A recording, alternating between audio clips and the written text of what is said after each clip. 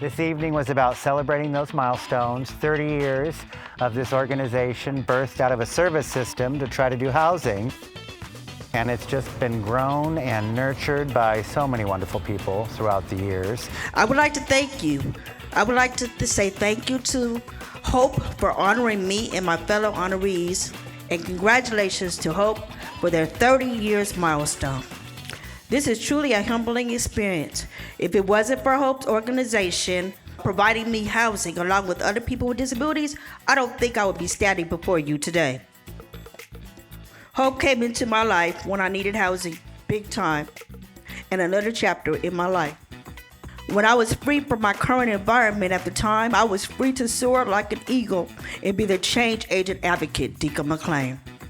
When Hope was started, it bought its first 2 properties in 1994. To do these homes, it takes many layers. We call it a recipe. You have foundations, you have individual donors, you have city, federal dollars, you have us begging and pleading and some praying. It's a lot that goes into it, and we've had to tweak it. It's been such a pleasure working with Hope during these years. I didn't even realize I've been working with them for about 10 years, and it's not even really like work.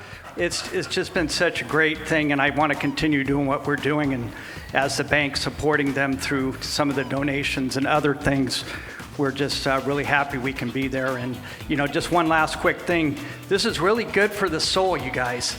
Really feels good to help out the community and help Hope doing what they're doing. I'd like to do a little shout out to some people who aren't here this evening, but they go all the way back to those first days, all those long 30 years ago.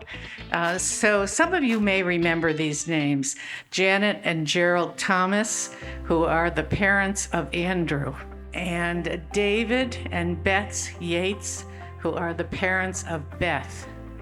And they were the parents who really had vision and the passion and really wanted to do something so that their sons and daughters and the sons and daughters of others could live in safe neighborhoods for affordable rates, and that's how Hope really got started.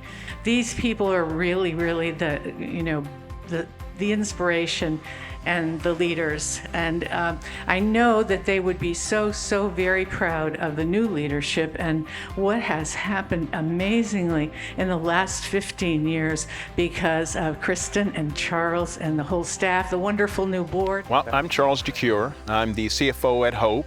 I've been at Hope for about 8 years now. A big part of my, inspiration to come to Hope was this guy.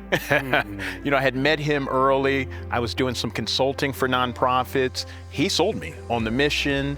I got a little taste of it and been here ever since. Oh, that's nice. Well, I'm Kristen Martin, and I'm the Executive Director of Hope.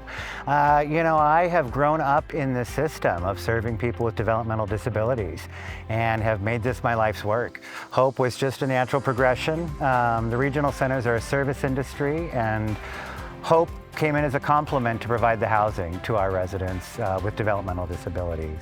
So it's been a wonderful, outstanding journey, Charles and I together for the past 8 years. I think in that time we've at least doubled Hope's capacity. Assets are at $80 million in our 99th property. So this evening was about celebrating those milestones, 30 years of this organization birthed out of a service system to try to do housing. And it's just been grown and nurtured by so many wonderful people throughout the years into what we got to see tonight and experience the joy and gratitude of all these people in the room, our gratitude for their service over these 30 years, and hopefully many, many more ahead, on to number 100th property right around the corner.